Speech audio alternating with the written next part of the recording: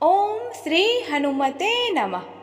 प्रभु में आस्था चैनल में आप सभी भक्तों का दिल से स्वागत है।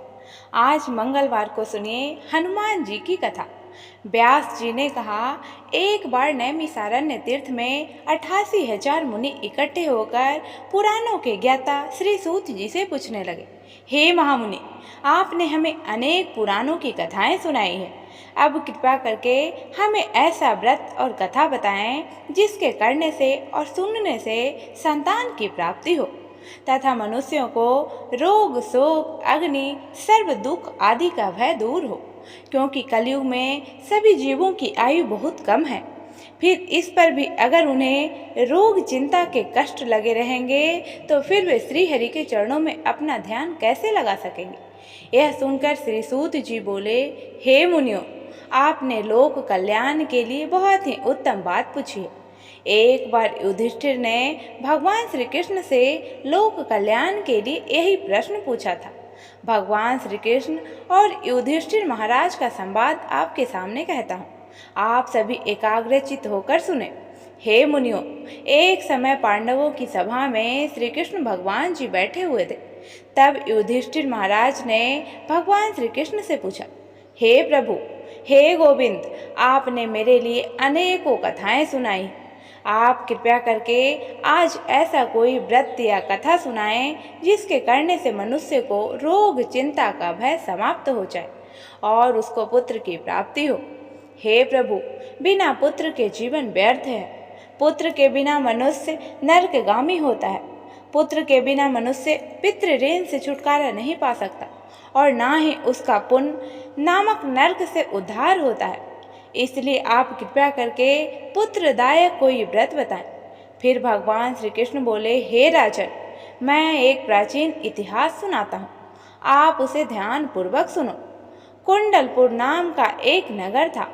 उसमें नंदा नामक एक ब्राह्मण रहता था। भगवान की कृपा से उसके पास सब कुछ था, फिर भी वह दुखी था। उसके दुखी होने का कारण यह था कि ब्राह्मण की जो पत्नी सुनंदा थी, उनकी कोई संतान नहीं हुई। सुनंदा एक पतिव्रता स्त्री थी। वह भक्तिपूर्वक श्री हनुमान जी की आराधना करती थी।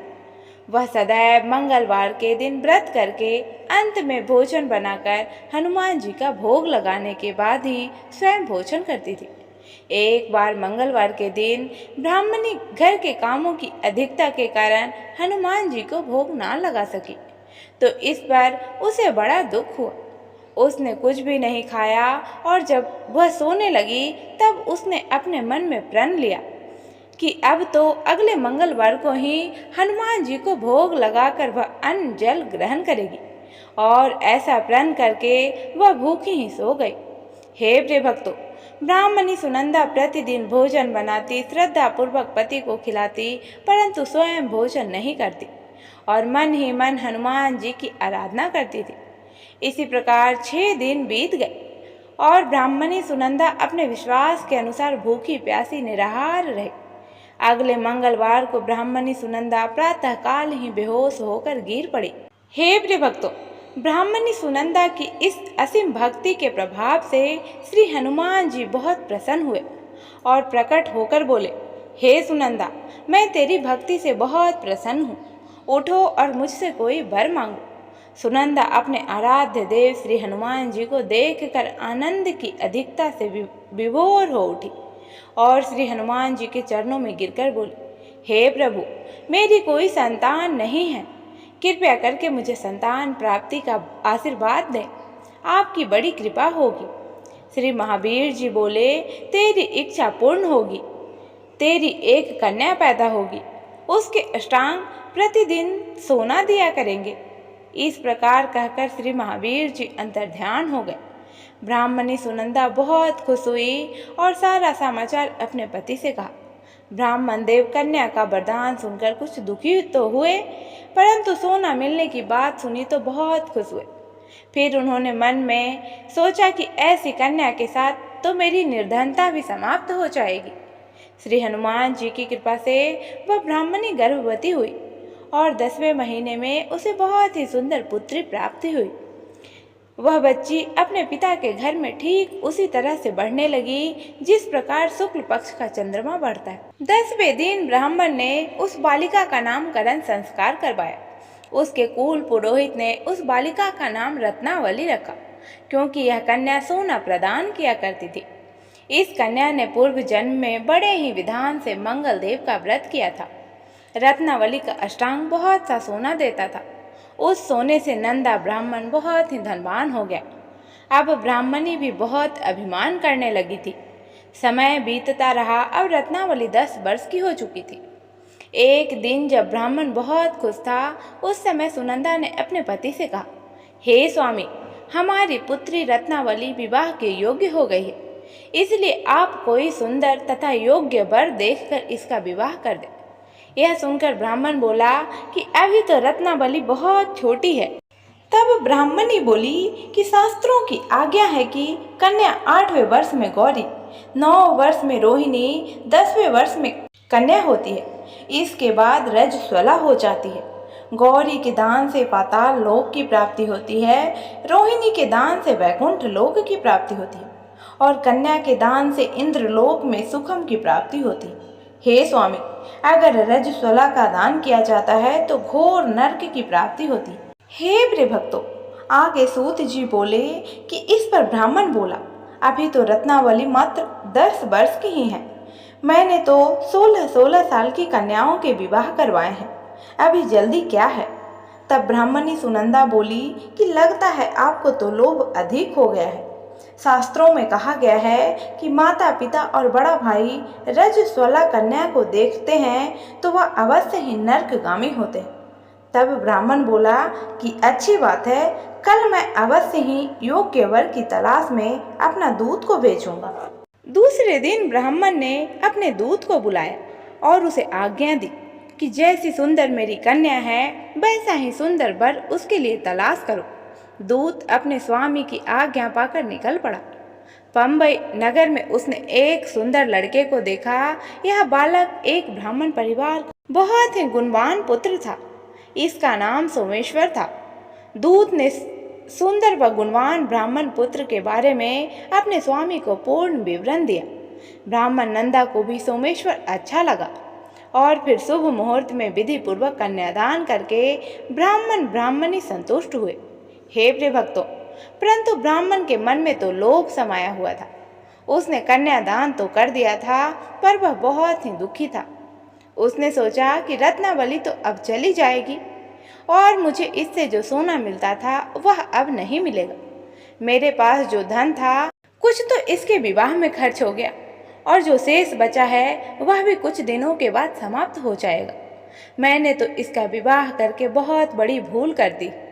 अब कोई ऐसा उपाय हो कि रत्नावली मेरे घर में ही रहे, अपने ससुराल ना जाए। लोभ रूपी राक्षस ब्राह्मण के मस्तिष्क पर छाता जा रहा था। रात भर अपनी सैया पर बेचैनी से करवटें बदलते बदलते उसने एक बहुत ही क्रूर निर्णय लिया। हे प्रिय भक्तों, उसने सोचा कि जब रत्नावली को लेकर उसका पति सोमेश्वर अपने घर के लिए जाएगा तो वह रास्ते में छिपकर सोमेश्वर का वध कर देगा और अपनी लड़की को अपने घर ले आएगा, जिससे नियमित रूप से उसे सोना भी मिलता रहेगा और समाज का कोई मनुष्य उसे दोष भी नहीं दे सकेगा। प्रातःकाल जब हुआ तो नंदा और सुनंदा ने अपने जमाई तथा लड़की को बहुत सारा धन देकर विदा किया। सोमेश्वर अपनी पत्नी रत्नावली को लेकर ससुराल से अपने घर की तरफ चल दिया। सूत जी बोले, हे मुनि, ब्राह्मण नंदा महालोभ के वशीभूत होकर अपनी मति खो चुका था। पाप पुण्य का उसको कोई भी विचार नहीं रहा। अपने भयानक व क्रूर निर्णय को कार्य रूप देने के लिए उसने अपने दूत को रास्ते में अपने जमाई का वध करने के लिए भेज दिया, ताकि रत्नावली से प्राप्त होने वाला सोना उसे हमेशा मिलता रहे और वह कभी भी निर्धन ना हो। ब्राह्मण के दूत ने अपने स्वामी की आज्ञा का पालन करते हुए उसके जमाई सोमेश्वर का रास्ते में ही वध कर दिया। समाचार प्राप्त करके ब्राह्मण नंदा रास्ते में पहुंचा और रोती हुई अपनी पुत्री रत्नावली से बोला, हे पुत्री, रास्ते में लुटेरों ने तेरा पति का वध कर दिया। भगवान की इच्छा के आगे किसी का कोई वश नहीं चलता। अब तू घर चल वहाँ पर ही रहकर शेष जीवन व्यतीत करना। जो भाग्य में लिखा है वही होगा। अपने पति की अकाल मृत्यु से रत्नावली बहुत दुखी हुई। करुण कंदन व रुदन करते हुए अपने पिता से बोली, हे पिताजी, इस संसार में जिस स्त्री का पति नहीं उसका जीवन व्यर्थ है। मैं अपने पति के साथ ही अपने शरीर को जला दूंगी और सती होकर अपने इस जन्म को, माता पिता के नाम को तथा सास ससुर के यश को सार्थक करूंगी। ब्राह्मण नंदा अपनी पुत्री रत्नावली के वचनों को सुनकर बड़ा दुखी हुआ। वह सोचने लगा कि मैंने व्यर्थ में ही जमाई का वध करके इतना बड़ा पाप अपने सिर ले लिया। रत्नावली तो इसके पीछे अपने प्राण तक देने को तैयार है। मेरा तो दोनों तरफ से मरण हो गया। धन तो अब मिलेगा नहीं, जमाई वध के पाप के फल स्वरूप यम यातना भी भुगतनी पड़ेगी। यह सोचकर वह बहुत दुखी हुआ। सोमेश्वर की चिता बनाई गई। रत्नावली सती होने की इच्छा से अपने पति का सिर अपनी गोद में रखकर चिता में बैठ गए। जैसे ही सोमेश्वर की चिता को अग्नि लगाई गई, वैसे ही प्रसन्न होकर मंगलदेव वहां प्रकट हुए और बोले, हे रत्नावली, मैं तेरी पति भक्ति से बहुत प्रसन्न हूँ, तू वर मांग। रत्नावली ने अपने पति का जीवन दान मांगा। तब मंगलदेव बोले कि हे रत्नावली, तेरा पति अजर अमर है, यह महाविद्वान भी होगा और इसके अतिरिक्त तेरी जो भी इच्छा हो वह वर मांगो। तब रत्नावली बोली कि हे ग्रहों के स्वामी, यदि आप मुझ पर प्रसन्न हैं तो मुझे यह वरदान दीजिए कि जो भी मनुष्य मंगलवार के दिन प्रातःकाल लाल पुष्प लाल चंदन से पूजा करके आपका स्मरण करे, उसको रोग व्याधि ना हो, स्वजनों का कभी वियोग ना हो, सर्प अग्नि तथा शत्रुओं का भय ना रहे। जो स्त्री मंगलवार का व्रत करे वह कभी भी विधवा ना हो। हे प्रिय भक्तों, मंगलदेव ने यह सुनकर उसे तथा अस्तु कहकर वह अंतर ध्यान हो गए। सोमेश्वर मंगलदेव की कृपा से जीवित हो उठा।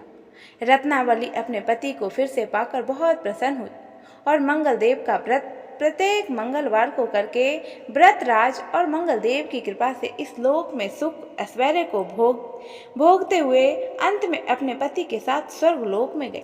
हे प्रिय भक्तों, व्यास जी मुनियों से बोले कि इस प्रकार जो भी स्त्री पुरुष विधिवत मंगलवार का व्रत करके व्रत कथा सुनते हैं, हनुमान जी उनके सभी कष्ट दूर करके घर में धन संपत्ति का भंडार भर देते हैं। शरीर के सभी रक्त विकार के रोग भी नष्ट हो जाते हैं। तो सभी प्रेम से बोलिए, मंगलदेव भगवान की जय। जय श्री राम।